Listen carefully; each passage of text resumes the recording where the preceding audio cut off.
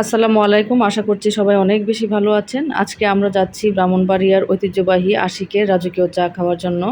আসলে এই চাটা এত জনপ্রিয় এবং এই চায়ের কথা এত বেশি শুনেছি যে প্রায় ৩০ কিলোমিটার রাস্তা পাড়ি দিয়ে আমরা যাচ্ছি চা খাওয়ার জন্য। ব্রাহ্মণবাড়িয়া মেইন শহর থেকে সিএনজিতে করে যেতে হয় ওই চায়ের দোকানে। ওই চাটা হলো যেখানে, ওই জায়গাটার নাম হলো শাহবাজপুর। আমরা গ্রাম পার হয়ে এখন চলে এসেছি মেইন রাস্তায়।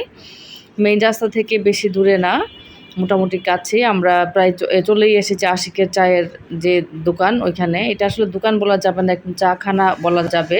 এত বড় একটা আয়োজন, মানে এখানে অনেক মানুষ, প্রায় ১০০ থেকে ১৫০ মানুষ একসাথে চা খেতে পারবে।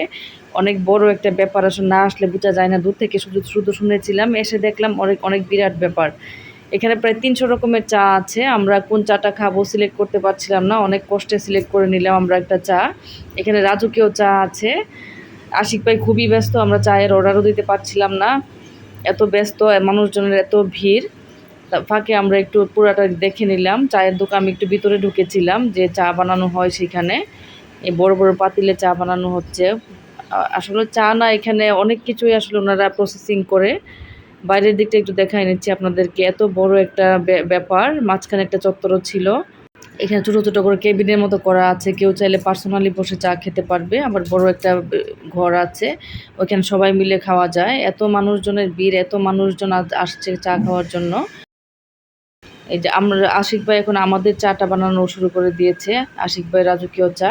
আমি আশিক ভাইয়ের সাথে ফাঁকে ফাঁকে একটু কথা বলে নিচ্ছি। আশিক ভাই, আপনার এই ব্যবসাটা কতদিন থেকে? আমার ব্যবসার বয়স 19 বছর। ও, এইখানেই? এখানে 3 বছর। সহজপুর সেকেন্ড গেট ছিল। আচ্ছা আচ্ছা, অনেক বেশি চলে না? আলহামদুলিল্লাহ ভালো। আপনার দোয়ায় আল্লাহ ভালোই রাখছে।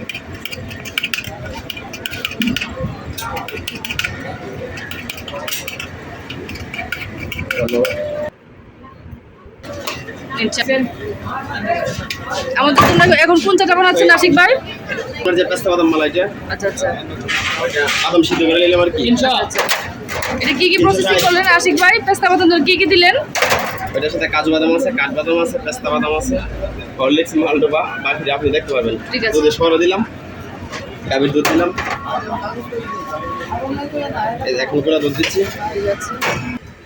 আশিক ভাইয়ের সাথে আরও অনেক মানুষ এখানে কাজ করে। আশিক ভাই একা না, অনেক হেল্পিং হ্যান্ড আছে। এখন একটু সৌন্দর্যের জন্য ওই যে সুইট বল দিলাম।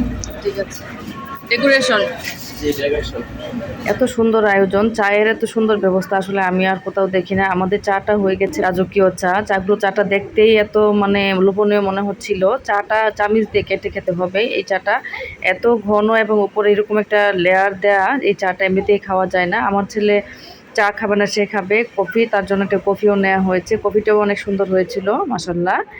চাটা দেখতে যেরকম সুন্দর, খেতে অনেক মজা হয়েছিল। এই চাটা চামিচ দিয়ে কেটে খেতে হয়, উপরের লেয়ারটা এত মোটা থাকে। কফিটাও সুন্দর হয়েছিল এবং খেতে ওনাকে অনেক মজা হয়েছিল, একদম ঘন একটা লেয়ার দেওয়া উপরে। আমাদের চা খাওয়া হয়েছে, আমরা এখন চলে যাব। আশা করছি ভিডিওটা আপনাদের ভালো লেগেছে। আসসালামু আলাইকুম।